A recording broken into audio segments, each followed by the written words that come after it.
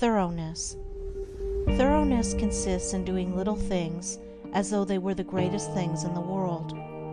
That the little things of life are of primary importance is a truth not generally understood, and the thought that little things can be neglected, thrown aside, or slurred over is at the root of that lack of thoroughness which is so common and which results in imperfect work and unhappy lives. When one understands that the great things of the world and of life consist of a combination of small things, and that without this aggregation of small things, the great things would be non-existent, then he begins to pay careful attention to those things which he formerly regarded as insignificant. He thus acquires the quality of thoroughness and becomes a man of usefulness and influence, for the possession or non-possession of this one quality may mean all the difference between a life of peace and power and one of misery and weakness. Every employer of labor knows how comparatively rare this quality is, how difficult it is to find men and women who will put thought and energy into their work and do it completely and satisfactorily. Bad workmanship abounds. Skill and excellence are acquired by few. Thoughtlessness, carelessness, and laziness are such common vices that it should cease to appear strange that in spite of social reform, the ranks of the unemployed should continue to swell, for those who scamp their work today will another day, in the hour of deep necessity, look and ask for work in vain. The law of survival of the fittest is not based on cruelty, it is based on justice. It is one aspect of that divine equity which everywhere prevails. Vice is beaten with many stripes. If it were not so, how could virtue be developed? The thoughtless and lazy cannot take precedence of, or stand equally with, the thoughtful and industrious. A friend of mine tells me that his father gave all his children the following piece of advice: whatever your future work may be, put your whole mind upon it and do it thoroughly.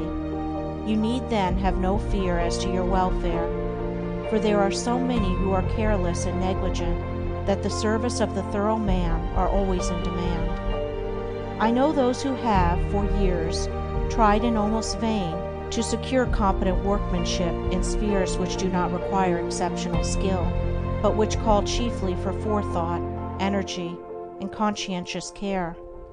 They have discharged one after another for negligence, laziness, incompetence, and persistent breaches of duty, not to mention other vices which have no bearing on this subject.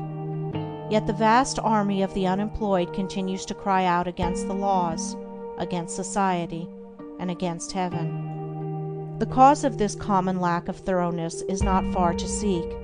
It lies in that thirst for pleasure, which not only creates a distaste for steady labor, but renders one incapable of doing the best work, and of properly fulfilling one's duty. A short time ago, a case came under my observation, one of many such, of a poor woman who was given, at her earnest appeal, a responsible and lucrative position. She had been at her post only a few days when she began to talk of the pleasure trip she was going to have now she had come to that place. She was discharged at the end of a month for negligence and incompetence. As two objects cannot occupy the same space at the same time, so the mind that is occupied with pleasure cannot also be concentrated upon the perfect performance of duty. Pleasure has its own place in time, but its consideration should not be allowed to enter the mind during those hours which should be devoted to duty. Those who, while engaged in their worldly task, are continually dwelling upon anticipated pleasures, cannot do otherwise than bungle through their work, or even neglect it when their pleasure seems to be at stake. Thoroughness is completeness, perfection. It means doing a thing so well that there is nothing left to be desired. It means doing one's work, if not better than anyone else can do it, at least not worse than the best that others do. It means the exercise of much thought, the putting forth of great energy, the persistent application of the mind to its task, and the cultivation of patience, perseverance, and a high sense of duty. An ancient teacher said, "If anything has to be done, let a man do it. Let him attack it vigorously." And another teacher said, "Whatsoever thy hand findeth to do, do it with thy might." He who lacks thoroughness in his worldly duties will also lack the same quality in spiritual things. He will not improve his character.